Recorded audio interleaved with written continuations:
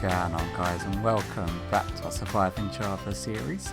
And we are back over here at the Witch Hut. Like I said, I'm going to try my best to get like at least some of the chunks cleared on like every episode, the beginning of, which takes a lot longer now that the area gets a little bit bigger. But I am getting a lot quicker at building the actual TNT dupers. Like each one's only taking me about 5 or 10 minutes to build. But for the next run of them, what I think I'm going to end up having to do is I'm going to attempt to raise it by about 5 or 6 blocks, because what's happening is that on the first run across, because it's so close to this level here, the TNT is reaching and taking out the actual TNT dupers. It's not completely obliterating the flying machine, but it does mean that after the first run or two, I end up having to replace about 4 or 5 of them.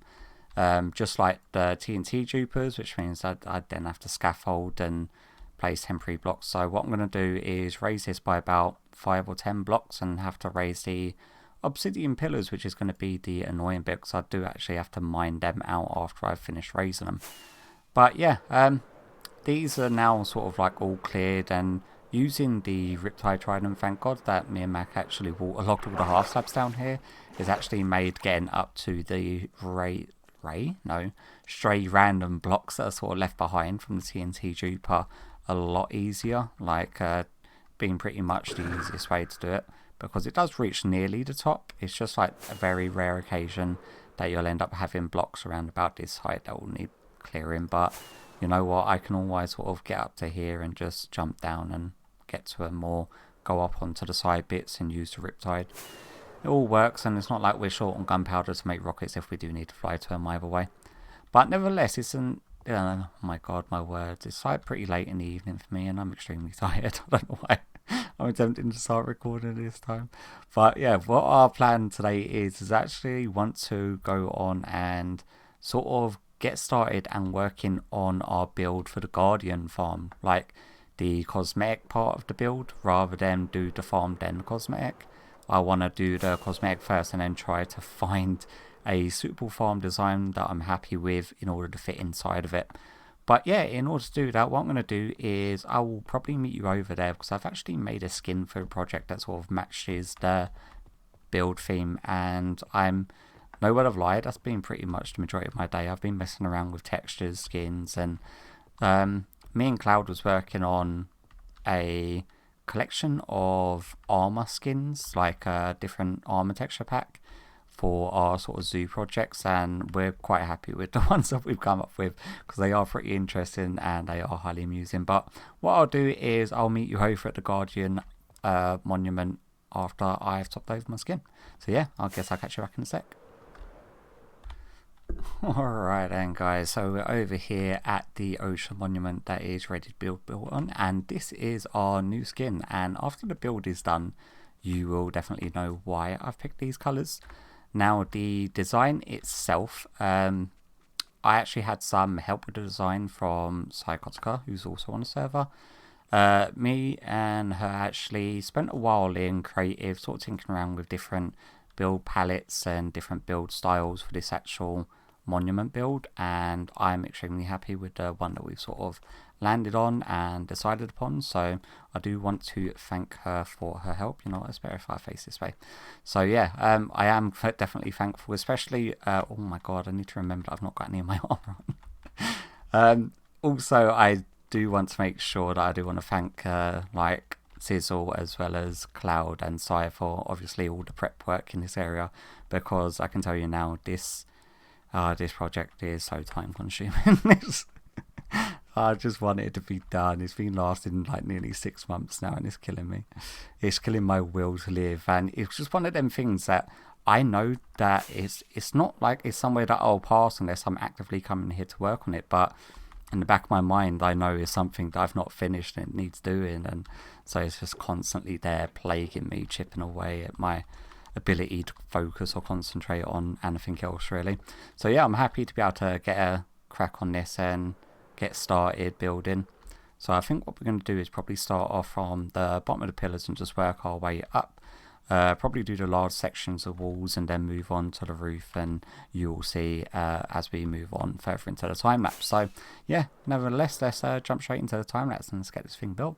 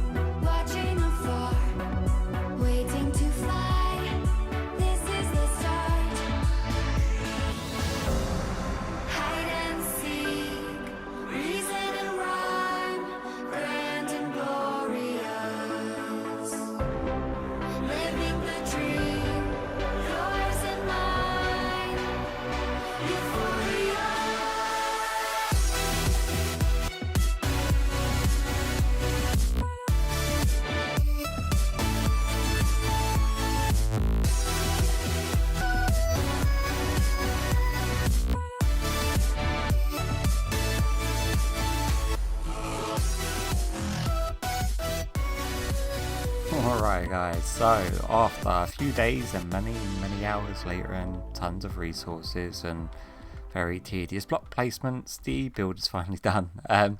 Now the design itself, obviously, site had helped me along, and to be honest with you, I'm not overly religious, but I have found that adding crosses to the walls added just a sort of air of ominence to the actual build.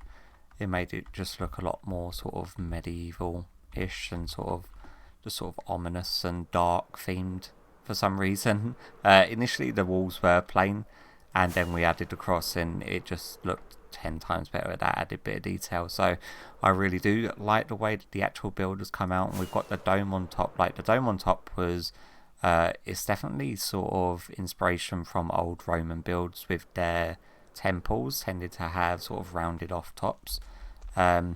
Well, actually, the majority of their temples had a slanted, just a very slanted top peak to it. And they used to have like pictograph sort of images in the peak bit, which was, I forgot what it's called. It's like this sort of peak bit here. But they would usually have a much lesser slant. But on their big temples, they used to have actually rounded roofs. So that's what I got the inspiration from doing that with. And then we've got the main circular building that comes down to the main central body here with the two side wings. And I did actually design the building with having a farm inside in mind.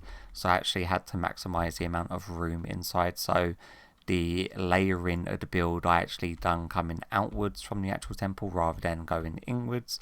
So that way it would maximize the amount of room that we have to play around with designing the farm. Now, in between finishing off this, it's been around about 2 to 3 days, and I have built 3 different concepts of Guardian farms, and the one that I want to build I'm fairly happy with. It works well, and it is, I've opted for not going down the route of using nether portals, mainly because there's already a nether portal. I think there's 2 nether portal Guardian farms on the server already, and I don't like the idea of having to have 2 people active on the server in order to run the farm when I'm not looking to get XP. I'm just looking to get drops, so killing them off and spawning them without having to funnel them to a kill chamber is a lot easier working with farm designs rather than having to funnel them all into a very small location to kill them off. I understand when you funnel them into the nether, you get rid of them out of the overworld quicker, which is freeing up spawning spaces a lot quicker, which means the efficiency of the farm would be obviously a lot greater if I was to use nether portals. But I wanted it so I could just come here and I can AFK and just let the drops build up. So what I will do actually is I'll go into my test world and I'll show you the 2 versions of the farms that I created initially that I am not going with, and then we can jump into a time lapse of me building the one that I actually do want to go with. So yeah, let's hop over to that. Hey, over here in the test world, and we've actually got a couple of leaks for some reason. Why is that a thing that's happening? I just pasted the 2 versions of our farms in, and obviously when you paste something this large in, it doesn't exactly paste in completely correct, so there are some things that need fixing, like some of the signs are now missing and whatnot, but the general gist of the design I can quickly run you through on each one I actually came up with. This one is very similar to the majority of the farm designs that you do get, where you're using bubble columns to push the spawns up into another layer of water that's flowing outwards. I did use an air gap rather than waterlogging the signs, because when the bubble column pushes them up, they tend to swim across the current, and rather than dropping back down into the bubble column, they actually shoot up high enough, rather than if this was solid water, they'd have more than enough momentum. Like, they've got less momentum in air gaps than they have in water, which means they've got less control when they reach the top. And then when they come up to the top, they'll then get flung over to this side, hit the glass, come through the powdered snow and into wither roses underneath. The powdered snow actually prevents them from jumping up higher, which means they do get stuck a lot easier, and they take the tick damage from the powdered snow as well as the wither roses, because they're obviously taller than 1 block. So if we can, let's just say, spawn some guardians in here. Obviously we're not in an ocean monument bounding box, so you can't see it actually working, but you can get the gist that they sort of come up to the actual water where it's pushing them, the flowing water, because the bubble column, this one is fighting it because obviously there's a block missing down below, but nevertheless they will come in, die, and then I was using an observer which would then obviously kick out the drops into a water stream, and the water stream would take it to a main collection chamber. But yeah, it kills them relatively quickly. It's like 20 seconds before they die, because I'm not using lava blades, and I know that for getting rid of guardians in the guardian farm, you really do want to get rid of them as quick as possible to free up spawning cap. But nevertheless, this isn't like I need to be here for 5 minutes and get as much like as many drops as I possibly can within that 5 minutes. This is just to have a functional enough farm that is active with only one player being here, and that's the first iteration that I came up with. This is the second design that I went with, and it uses tons upon tons of test tubes. And because of the first design, I realised that the guardians were jumping just higher than the 1 block. So I done 2 blocks of powdered snow, and then we've got defense gates down here, and we've got dispensers filled with water buckets. I did actually refill all of these dispensers with their water buckets. I did not bother refilling this side with water buckets because I really could not be bothered. Now I've got a hopper clock behind here, provided that none of the redstone is broken. Yeah, so all of these get activated in sequence, and then they last for so long before the water then sends another pulse in order to pick the water back up. Before the water goes to send another pulse? No, before the redstone sends another pulse. And the reason I'm getting rid of the water is because the guardians that are fighting the current and floating and sort of swimming back up the test tubes, that is just to have them drop straight down. So it's just like an instant kill mechanism that it will drop them down. Initially I was using lava blades on this, but I was noticing that a few of them were having their drops just burnt up by the lava blade from them jumping up higher. And because it's not a massive drop between where the water stops and where the collection chamber was, it wasn't really seen like a profitable thing. So I was just sort of getting rid of them. And what we can actually do is can we do it without it leaking? Like if we where's our guardian? Guardian, thank you. So if we say wait for the water, thank you, and then if we say just spawn a couple of them in there, they sort of just drop down, and then the ones that do manage to fight it will sort of float up there, and as soon as the water's picked back up, they'll drop back down. This concept, the picking water back up and stopping it, is definitely used in my final iteration of the one that I actually want to use. But this is I'm using temporary activators for our observer chains, just enough to get rid of the drops from dispensers, because when I have them both running, with all the dispensers sort of kicking off, I was getting lots and lots of lag. Like my frame rate would drop to around about 30 or 40, which you don't really want in an area that you're going to spend like some time, like a decent amount of time.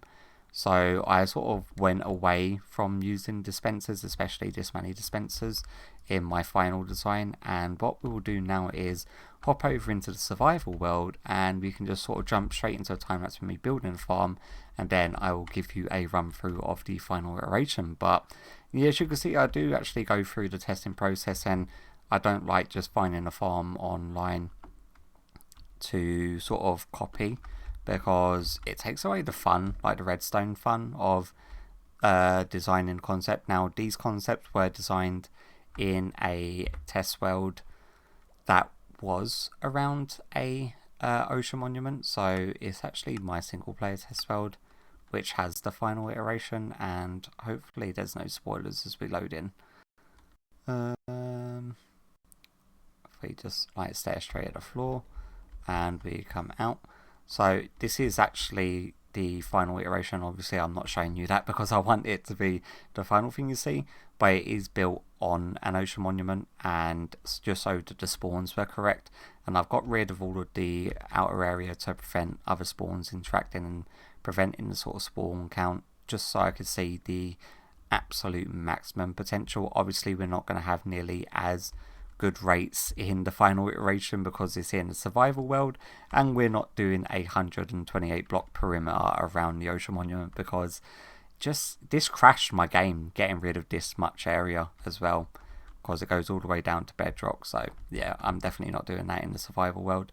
It does look pretty cool though, as tempting as it may be. It's not something I'm going to be doing for this project anyway, but yeah, you could just get a sneak peek there that we've got a bunch of shulker loaders for the drops, and I will show you the farm after it's done. So yeah, let's crack on with the time lapse.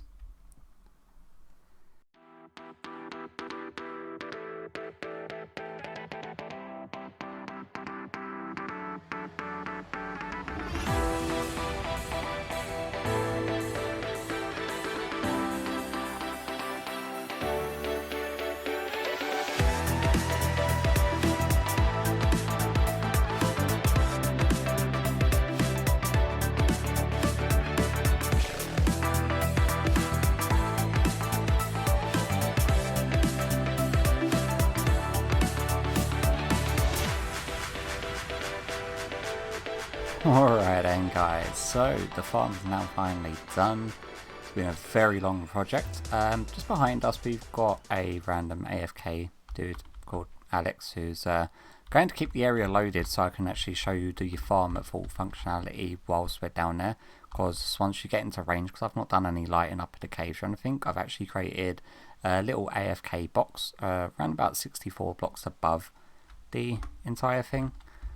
And that is just until I have lit up. Now, until I do light up and I'm able to lower the AFK spot, we're not actually going to be getting any like squids or dolphins or fish or anything spawning. Nothing besides the actual guardians themselves. Let me get rid of all of my rendering for Light Massacre. So as you can see, we've got like an absolute bunch of guardians that are dying. Now while stuff sort of renders in, because we were up there and we've just sort of came into render distance of all of this stuff, I can actually show you it working. So what happens is it's on a timer, and then we've got a bunch of sticky pistons with obviously water source blocks above it. They open up and then they obviously let the water flow down, allowing for the spawning of the guardians. The majority of them flow straight down, but for the ones that do fight the flowing water going downwards, that when the water's cut off and it does sink all the way down to the actual gates, then they'll fall through into the powdered snow and onto the wither roses. So it's relatively quick getting rid of them. It's around about 15 seconds to kill each one, which I know compared to like lava blades and then falling to their death or like anything remotely like that, or sherping them over into the nether, that's all going to be a hell of a lot quicker than the killing mechanism that is in here. But it's not the one I wanted to go with, because I wanted this just to be an area that you can come AFK to get the resources, and after just an hour of getting the resources, like we've got 3 shulkers of the shards there and a shulker of the crystals. I don't think we're getting much of this. We've got like a shulker of cod. We're not getting ink or bone meal without the fishes or squid spawning here. They won't spawn here unless the player is within, I believe it's 64 blocks, which means once I lower the AFK spot, so the actual AFK spot that I want to have will actually be up here in this little dome area just above it. And I'm hoping that this will be like underneath this little area that's inside of here. I've actually left that hollow so you can actually have an AFK spot in there. And I'm hoping with that being the case that it should be far enough away from the water that you won't get the squids or fish spawning in the water, and they will be spawning in the system down below. But obviously we want the guardian spawn in, so we want the hostile mobs not to be an issue. But what we can do to actually see the full effect of this is that we can actually just hop into spectator. So rather than me fly, I don't know why I'm flying around, but if we just do one of them, that way Alex up there, everything else is being despawned just below us in the caves or around us, and only pretty much everything encompassing the guardian farm itself is being loaded, which means you start seeing the actual full potential of the hostile spawn rate. Now, obviously, it's a lot more fun when we got the squid spawning in here, because they do actually give off quite a decent like little laser show when they're shooting at the squids. But as you can see, there's just like tons of them that spawn. So getting them is not going to be an issue. I was running into the issue that they were spawning in the bubble vators when I didn't have the fence posts in them. But having fence posts and just having the water, well, the water's natural ability of having items float up, because it's not a massive long water stream, and by the time it reaches the hoppers, it's definitely within the 5 minute time frame. So there's no chance of them actually despawning. But yeah, the rates of the farm itself is insane, and it's definitely a design that I've not seen used before, so it was fun coming up with it, which is pretty much the only thing that I look for when I do like farm designs, is just finding different and new ways of doing stuff, and I'm quite happy with the way it showed up. No, turned out. But yeah, nevertheless, let's get out of spectator. Nevertheless, hopefully you've enjoyed today's episode. I've got a bunch of tidying up, because all of this needs to be tidied up, all of that needs to be tidied up, and then I need to sort of polish off and then do a bunch of lighting up in the area as well. Also, I want to do some decorating in here, because we are going to be getting quite a lot of cod. We are probably going to be moving some, once we've lit up the area, we're probably going to be moving some fishermen in here in order to trade said cod. Also, the good thing about this farm is that if you get sick of like the FPS drops, you can just turn it off and nothing will spawn, and all of the observers get turned off, which is extremely handy, because yeah, there's my frames all coming back now. Fantastic. So yeah, hopefully you've enjoyed today's episode, and hopefully it's not gone on too long, but yeah, hopefully I'll catch you all in the next one. Bye bye. Oh yeah, there we go. Oh no. Okay. Bye bye.